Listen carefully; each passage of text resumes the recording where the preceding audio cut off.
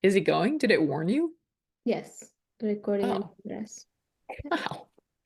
Do we have PhDs? I don't know. Sup, y'all? I'm your host. I'm Taylor Onion. This is Hang Time. My guest co-host for the day is Dr. Ashlesha Lokhande, a longtime friend, currently at the NCA National Office where her work focuses on women and gender equity. I can't think of a more perfect person to help me kick this off. Official episode 1 of the new rebranded pod, Hang Time. Ash, Dr. Ash, welcome. Thank you. Thank you for having me. This is an honor for sure. I definitely appreciate it. So we're gonna have kind of a unique show today. So obviously we have evolved. The Bloom Pod is now officially Hang Time. We will spend some time touching on, the evolution of the show. But today's show, important to point out that it's gonna be a little bit different than kind of a typical show format, what I did in the past, and kind of me just interviewing guests. After some, what I'll refer to as some gentle nudging, we'll share how Ash has been kind of pushing me to get back to this. I think my favorite way to share what you said is that I needed to get back to podcasting because you listened to me on your walks and you haven't been able to listen to anything in 2 years, basically, because that was the last Right. time we had an episode. Yeah, I was running out of options. Well, I'm very happy to bring it just exclusively for you. That's really the reason I'll why. take it. I'll take it. And I'll start going on walks again. Perfect. Perfect. This whole time you haven't been walking, you've just been stationary for 2 years. I love it. Okay, so I mentioned the show will be different from usual. So Ash is going to serve really as more of a co-host today, and kind of help me share the why and why she's been pushing me aside from just wanting to be able to get back to going on walks again. But Dr. Ash, without further ado, I'm going to kick it to you. Yeah, thank you. I feel like tables have turned because I was a guest on your podcast a couple of years ago, and here I am. So I think I get to ask the questions this time. You So do. I think you are one of the first five. I'm gonna I, have to like go back and fact check myself on that, but I want to say yeah, it was the first season is what I was. definitely first Yes, season. Yep. I'll Yep. take that. Yeah. Right. Well, I think Bloom Pod was such a neat podcast, to be honest. Like I listened to so many stories of people I knew and people I did not know. And the way I would describe it, honestly, is like ordinary people in college athletics and beyond who are doing extraordinary things. So first of all, thank you for doing that because I got to know so many people through that. But as you make this transition, can you kind of share like the inspiration behind rebranding the Bloom Pod into Hang Time and what took place there? Yeah. Well, first of all, thank you for saying that.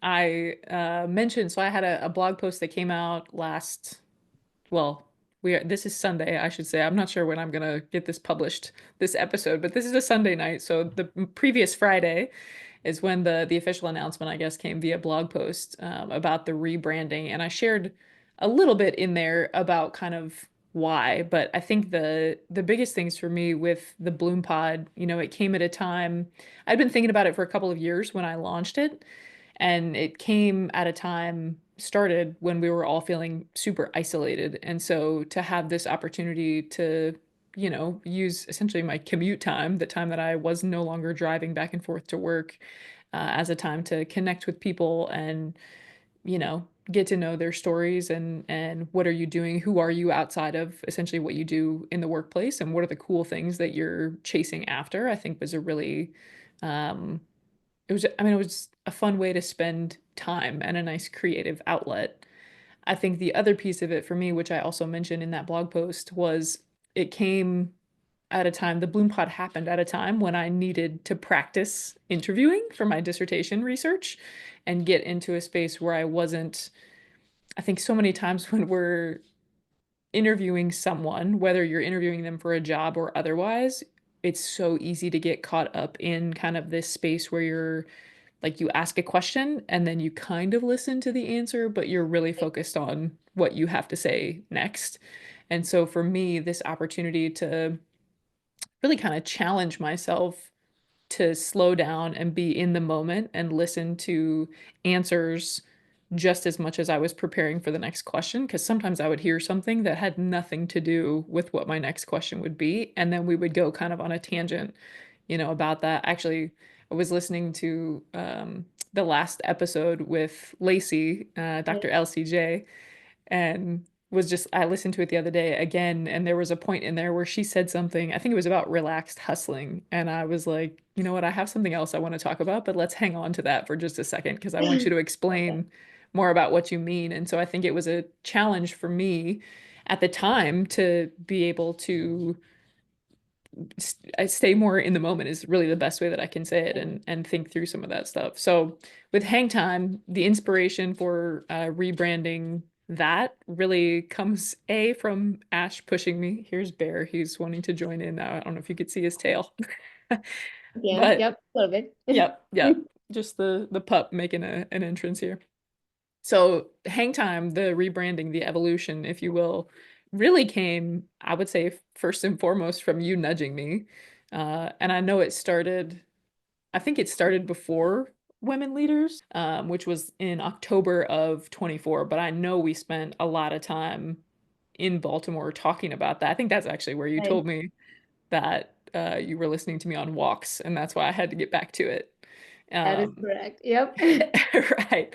But I think the thing to me that really, kind of lit a fire under my butt in terms of wanting to dedicate free time back to getting into this was you said something to me. You texted me. Um, I don't have the screenshot on hand, but you said something to me to the effect of like you have something to say in this space and like I want you to share it Right. essentially. And that really resonated. Do you still have the screenshot of it? I do actually. I won't read the whole thing, but I did say that you need to get on it because the world was waiting. Yeah, that hit me square in the chest, right in the mouth. And so That's what I did. yeah, that's what you do. 100 since I've known you. We go back I think 10 years now, Ash. It is. It's been a decade. That is That's bananas. correct. Yeah, so you sent that to me and I was like, ooh, it's one of those texts that you get from somebody who you love and respect and you're like, okay, they're right. I gotta let me get going on this. And so spent a lot of time obviously thinking through what does that look like. Kind of tossed around the idea and Ash's I'll tell anybody who's tuning in now that Ash poor Ash, her inbox and her texts have been blown up by me since she has been pushing me to do this. Like, what do you think about this? What about this logo? What about this series name? But, I went back and forth a long time on whether should it still be the Bloom Pod and this can be a special series. If you do go back and listen to that last episode with LCJ, you hear me talk about the next season is going to be really different. And at that time, I thought that, let's see, 2 years ago would have still been within the window of the 50th anniversary of Title IX. Right. And my plan was to do a series that highlighted the history of Title IX. What did that mean? Essentially, share some of my dissertation research. Um, but it's taken shape kind of in a different way. And so I think the rebranding right now comes at this time when women's sports are finally getting a lot of the attention that they have deserved forever.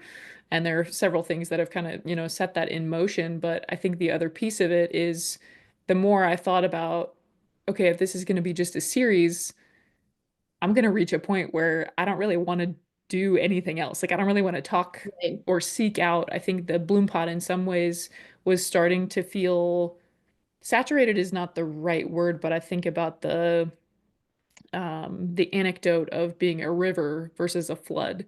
And I think a lot of ways the Bloom Pod had started to feel like a flood to me, that there were so like we had entrepreneurs, we had I'm thinking of John Schertzer, who I think at the time was with the Society for Professional Journalists, and that was such an interesting conversation, but so different from the one I had with Marissa and Jeff Allen, who were the owners, founders of the Cookie Society. And I think it's like, how do you, it's a wide array of topics, audiences, people who would be interested, whatever. Right. And this evolution to Hang Time with a focus on women's sports, which really is my passion area. My dissertation is focused on that. And this is such a long-winded answer, so I'll let you get to your next question too. But Yeah. it feels more intentional to me. And I think some of the branding, which I shared in that blog as well, right? Like hang time is intentional. If you listen to the trailer, then you heard my silly little pun about I used to get some hang time. Like that's, when people ask me like, "Oh, what position did you play in volleyball?" When you were in college, I'm like, "I was an outside." And they're like, "You're kind of short, aren't you?" I'm like, "I used to get some hang time. Like I could jump a little bit. Now, not anymore, but I love back that. back in the day, that was the case." And so, yeah, it felt like the right time, largely because you pushed me. And also, as they say, no time like the present.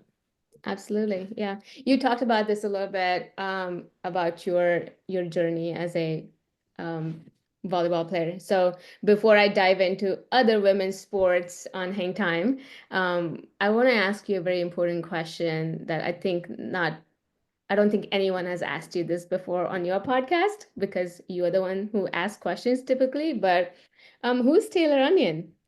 Who's Taylor Onion beyond the host of the Bloom Pod and now Hang Time?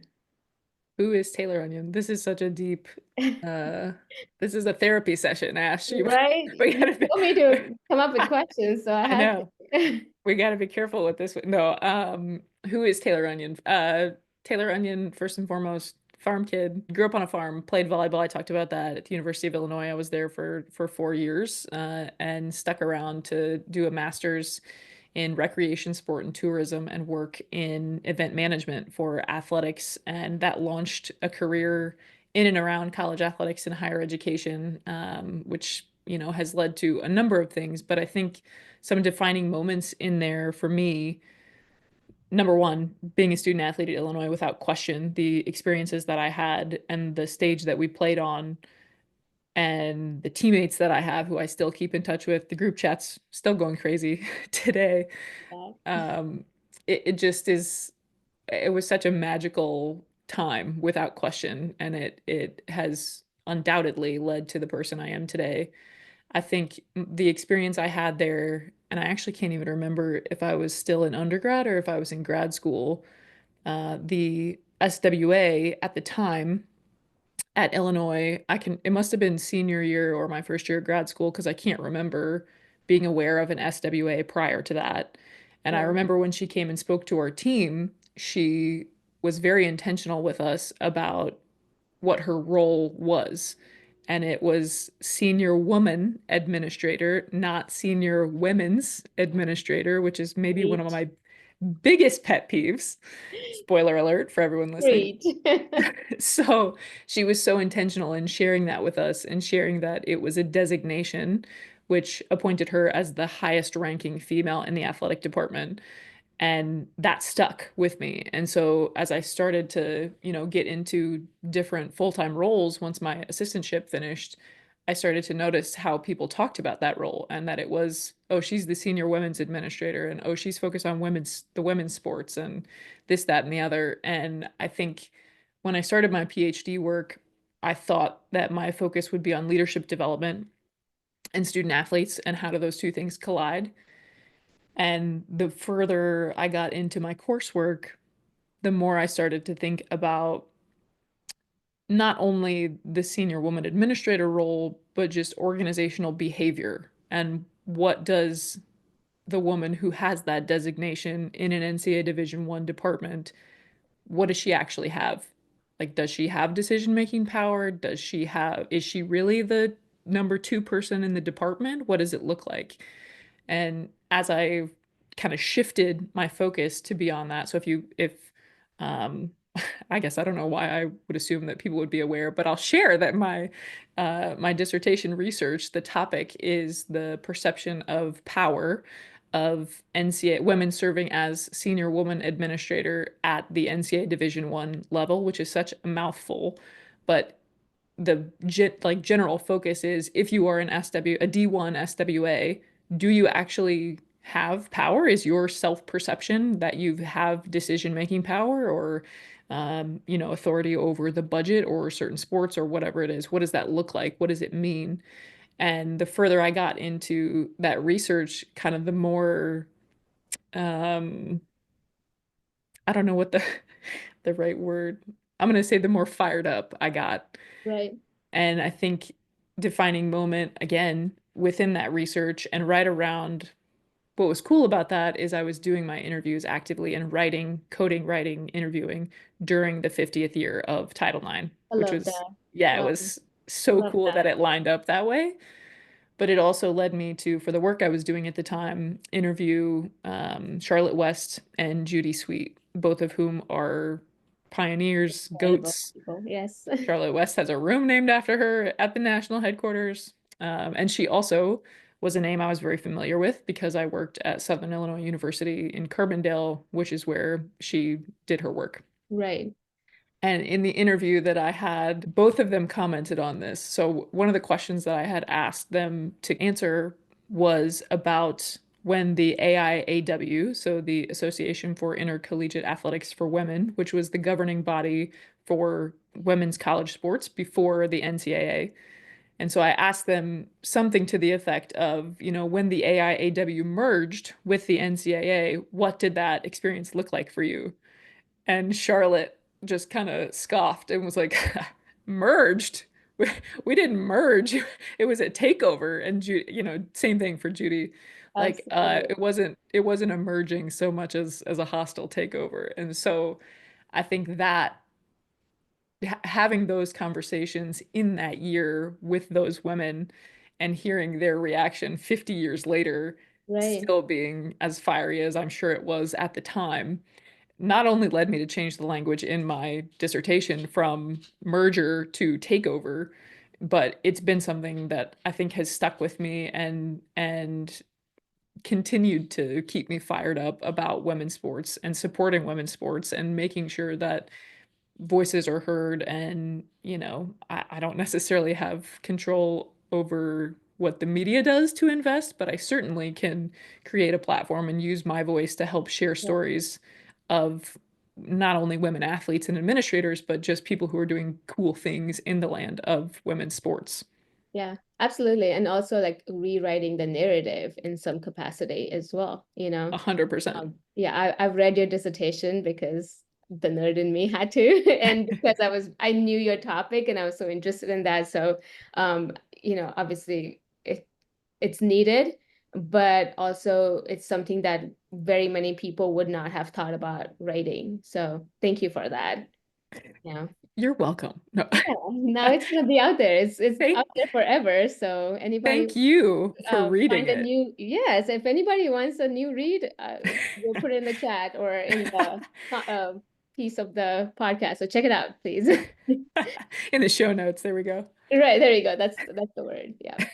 Um, all right, so let's talk about hang time a little bit, but before we really get into the nitty-gritty of that, I feel like women's sports is like finally receiving some of the due they deserve, and you said that a little earlier as well.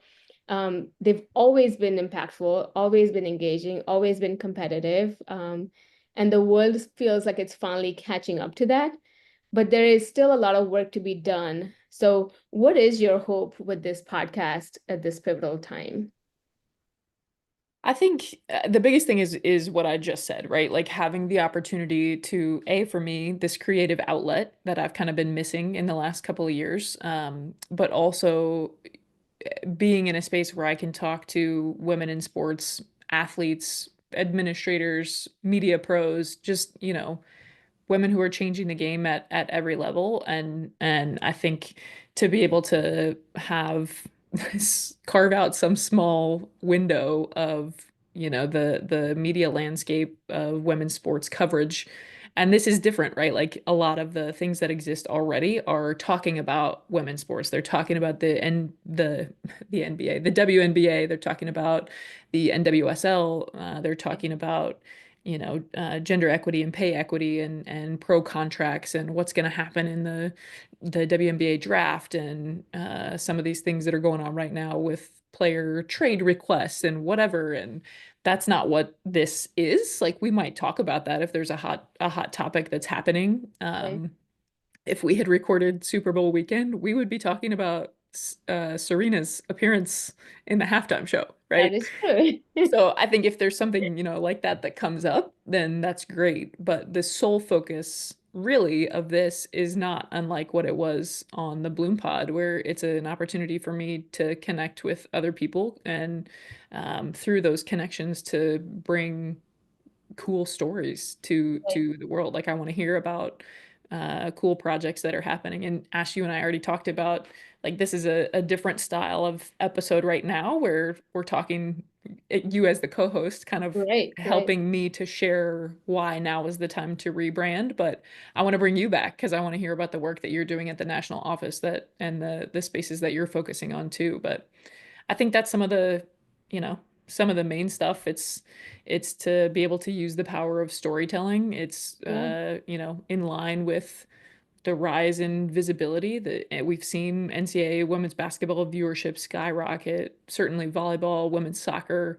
from an attendance standpoint, from a viewership standpoint, skyrocketed. We've got, gosh, I think four professional volleyball leagues in that have launched in the Yeah. last year. The WNBA has obviously seen some massive growth in the last year and a half, 2 years as well. And so I think just being able to carve out space to share stories that I feel like aren't necessarily being told, but also to help share some of the historical context. I don't know that I haven't seen that that's something that has been shared right now. One of the cool connectors that you and I also have is you get to work with Amy Wilson every single day. I got to connect with her in Baltimore. Also, really impactful few days at Women Leaders in It was, Baltimore yes, yes, last October.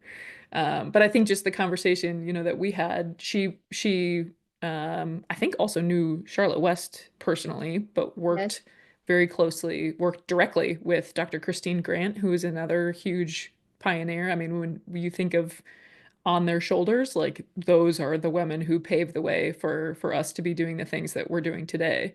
absolutely. Yeah, Yeah. I'm very lucky. I get to work with her every single day.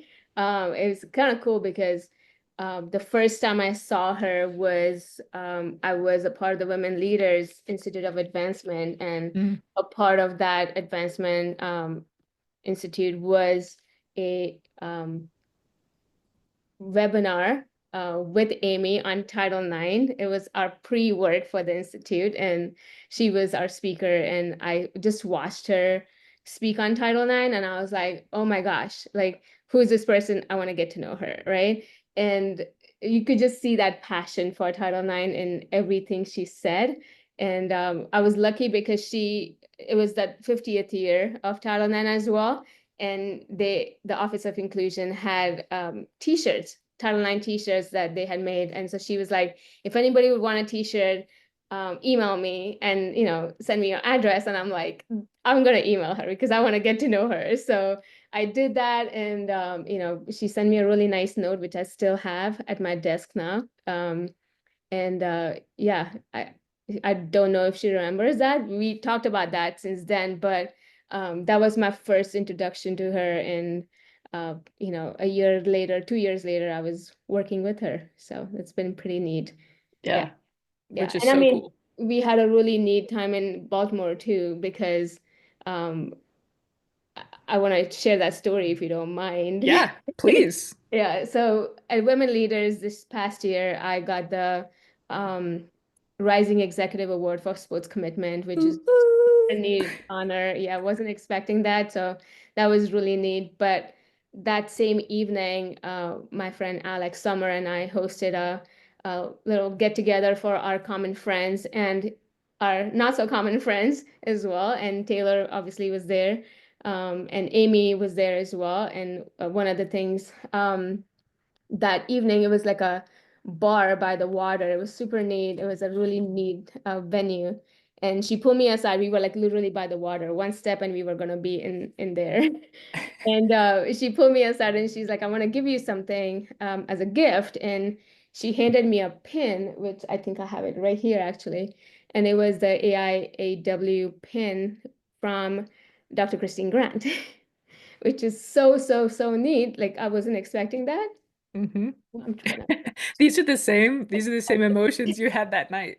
Rightfully so. right. So that night she gave me a pin. That was the AW pin, and that was one of Dr. Christine's grants pins from her what she called her treasure box that she gave Amy when Amy went to visit her um, when Christine was on her deathbed. And she told Amy that anytime a woman does something incredible for other women, I want you to hand these to them as like passing on the baton. And that was like the neatest thing anyone could have done. And Hmm. just being able to like take that and say, all right, like it's not just a honor, but it's also a responsibility now. Hmm. That was really neat as well. I still have it. I keep it on tough days. I look at it and yeah, Yeah. it's a reminder because one of the things Amy also says is that Christine would always say is stay at the table. Even Mm. when things get hard, stay at the table. Yeah. That's always been really neat to have that as a reminder as well. But you got a chance to talk to Amy that evening as well. So I don't know if you want to share anything about that. Yeah, I did. I mean, our focus of that night was you and celebrating you, but we had, yeah, a great conversation, and hopefully, it was a good enough conversation that she'll want to join in. She certainly is on my dream guest list for hang time. So, We'll be hopefully, we'll get that there. going. I feel like I have a good connection in you to help make that happen. No pressure, but we'll. I'll talk to you tomorrow morning. There we go. Yeah, we'll try to make it happen. Which brings me to my next question, actually. I'm the co-host today, but I'll be a listener tomorrow. So tell us, who can we expect on this podcast other than Dr. Amy Wilson? Right. Hope, fingers crossed. Fingers crossed. I can't provide specifics on who will be joining at this time. This is the space in life where I am is Ash and I made it here. We should have been recording some of the pre-work stuff. It took us 30 minutes to get to this point. We were questioning our sanity, our Wi-Fi, all the above. Um, but so I'll say that I have a list, but I'm hoping to get some emails out in the next week or so to recruit folks to come. But you can expect athletes, coaches, journalists, executives, administrators, just generally, you can expect change makers. I mentioned this is just, a space where I want to be talking to women who are changing the narrative and helping to shape the narrative of what women's sports and women in sports looks like for this next phase that we're jumping into. Um, we'll talk about, historical context. Obviously, that's one of the biggest reasons I want to have Amy on is to share, kind of what we've been through to get to this point today. I saw somebody posted, and I'm gonna have to come back and put it in the show notes because I can't think of who it was off the top of my head, but somebody had recently posted in 1999 the women's, I think it was the World Cup. Brandy Chastain, they win. She rips off her shirt. She slides. I'm going to come back to that. That's one of the greatest. That picture as a kid. And I can remember my mom being like, look at this. She ripped off her shirt and slid on her knees in her sports bra. How cool is that? Right. And I didn't even like, we didn't have soccer unless it was like at the YMCA as a kindergartner. So like we didn't really have soccer where I grew up. But seeing that was like, that's so cool. Like I don't know a ton about the game, but I know from a female athlete standpoint, that was so cool. That was an And iconic photo. yeah, iconic Always is be. that's the word. Like an era defining photo for women's sports, period. Absolutely. Like just period. Yeah. So I think it's, being able to share that type of history. But the post was I got off on a tangent because that photo was so cool.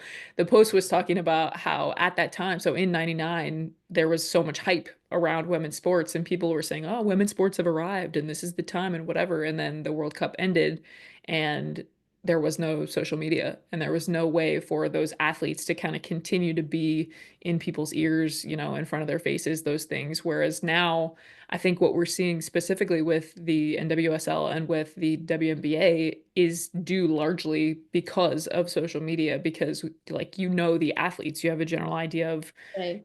who they are, what's their personalities, some of these things that we didn't necessarily have access to before. And I think it's part of what's led to this moment right now. And I think women's um, sports has kind of done a really good job with that. I mean, if you think about Ilona at the at the Olympics as well. I mean, we know her because of her social media, along with her rugby talent, right? So what she has done with that as well, it's been incredible. And I mean, there's so many others. Like it's fascinating, but it's also so neat to see that. So but my hope with this podcast as you bring your guests in is truly that other women and honestly young girls can listen to these people, these incredible women, and say if she can do it, so can I. Hmm. Like paving that path for the next generation, but also for men to hear that and say, all right, how do I assist the women in my life to be as great as these women that you have on your podcast, and the girl dads to Hmm. make their daughters hear your podcast and hopefully find their inspiration from there. So super excited for that. Fingers crossed. Okay. All right, Taylor. So I know you talked about the defining moment, historically, the defining moments with Title IX and all of the things that have happened to bring us here. Is there like one defining moment for you in women's sports from last year that just like stands out? I think, I mean, how can you not talk about the WNBA and the growth? And now we've like even with Unrivaled and like the 3v3 and some of the stuff that we're seeing. Um, I think the other big thing that stands out to me from 2024 is the Caitlin Clark, Angel Reese, Camila Cardoso narrative of Yeah. not just of March Madness, but really of that entire year. Um, I don't know. It's like hard to frame that, I guess, as like a defining moment, but I think if you're thinking of it in the context of there was so much about trash talk really in the last 2 years, right? Especially between Caitlin Clark and Angel Reese. And I think that we're continuing to see it. There was something the other day, I forget who it was, but somebody was caught on a hot mic like, "Oh, such and such can't guard you." And then whoever it was that got called out was like, "Yeah, that's whatever. Like it's part of the game. If this was, men's Right. sports, like you're not even making a big deal out of this. So why are you trying to start drama where there is none?" But I think that from a defining moment standpoint is starting to like reshape how the general population thinks about women's sports. Like, oh, they are competitors and oh, Right. they do trash talk and like women can be just as, petty as the men can and all of these things. And so I think if obviously those were like big headlines last year, but I think the defining moment of it for me is like how the narrative is starting to shift around how we write about women's sports, how we talk about women's sports, how we consume women's sports. Like all of those things are shifting, which I think is really, really cool. Yeah, for sure. For me, being in Indy, it's just been really fascinating because I went to the Fever Games maybe a year and a half, 2 years ago, right? And yes, there were people there, but it wasn't a sold out crowd. But a year later, I was lucky, thanks to Amy. I went for Caitlin's first game as an Indiana Fever player, and it was a sold out crowd. And I mean, just watching young girls and young boys just are just there to see her and see what she can do. It's just that was honestly for me like that defining moment from last year. And I remember like looking at Amy and we were like, okay, we're not gonna look at each other because you're gonna start crying, which we ended up crying, obviously, but just the effects of college athletics now transitioning to the WNBA was so neat. Like you talked about the Caitlin and Angel and that now transferring over to the WNBA, and it's here to stay. It was Yeah. always here. We just see it Right. now on a broader scale. So I Yep. it's definitely exciting Yep. The focus has shifted, which is so cool to see. for sure. So cool to see. Well, I'm gonna let you off the hook here and shift into kind of a wrap up. Well, I'm letting you off the hook in this moment, but please don't think I'm letting you off the hook to come back as a I'll be guest. back. I'll be Yeah, back. yeah. I want you to come back and talk about the work you're doing because it's so important in all aspects, but especially as women in sports, it's so important. Okay, final question. We'll kind of set up the what you can expect moving forward. So a question that I'm going to ask you is if you could get some hang time with any woman in sports, who would it be and why? Ooh. Um, I am a former tennis player, so it would be just wild for me to not say Serena Williams. Mhm. So definitely Serena Williams because she's not just been a tennis player to me. She's just been someone who has been very true to her identity as a tennis player, as a woman of color, and just, I mean, what she did at the Super Bowl, like what was really fascinating that a lot of people did not talk about is she was almost reprimanded for that same thing in a different environment. And was celebrated in at the Super Bowl for that same dance, and same Serena. So Mhm. it's just so neat to see that she's found her confidence to say, I can do this on the tennis court and I can go and do this on the football field as well. So, but she's an incredible tennis player, but a woman and even a mom and a wife. So she would be my person. Love to get some hang time with her. Yeah, when you get some hang time with Serena, I would like to be invited to You'll that. be there. That sounds good. Thank you so much. Thank you so much. What All about right. you? Do you have? Um, I don't know that I could narrow it down to fit into this window of the podcast. I think the ones that are coming, Serena obviously is top five without question. I think I, Billie Jean King has to be atop the list There? for me too because Yep. of historical context. Um,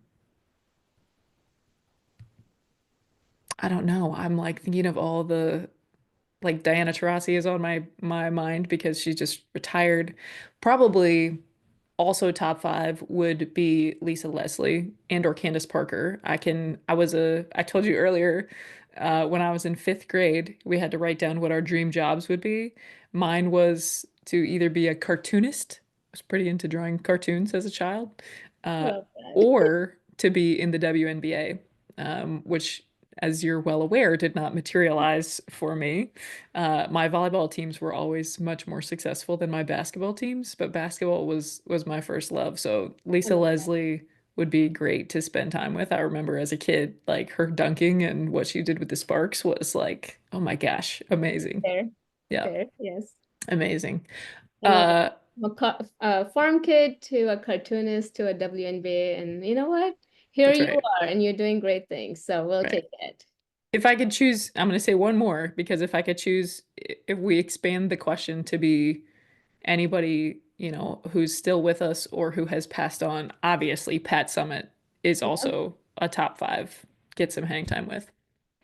Anyway, I'll get off my soapbox because I could name like at least 10 more. So, Dr. Ash, an official, all the thanks, all the flowers to you for the gentle nudges that you've been giving me for probably well before October as well, but definitely since October of last year. I appreciate you more than words can share for what you've done to push me to get to this point, and to bring hang time to headphones near you. I love it. That's Thank you right. for having me. I mean, this is we all need this. I need this on my walk, so I'm excited to see who you bring on and what you do with this. If my gentle nudge was what was needed, I'm here for it. I love it. The call to actions remain the exact same as they were for the Bloom Pod. So follow us on socials. It's Hang Time Pod. The O in pod is actually a zero.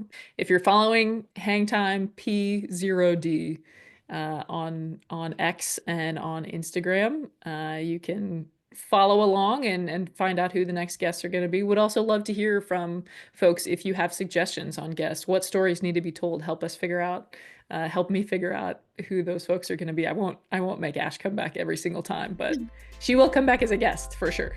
At some point, yes. Yep. All right. Well, Ash, thank you so much. And until next time, let's get some hang time.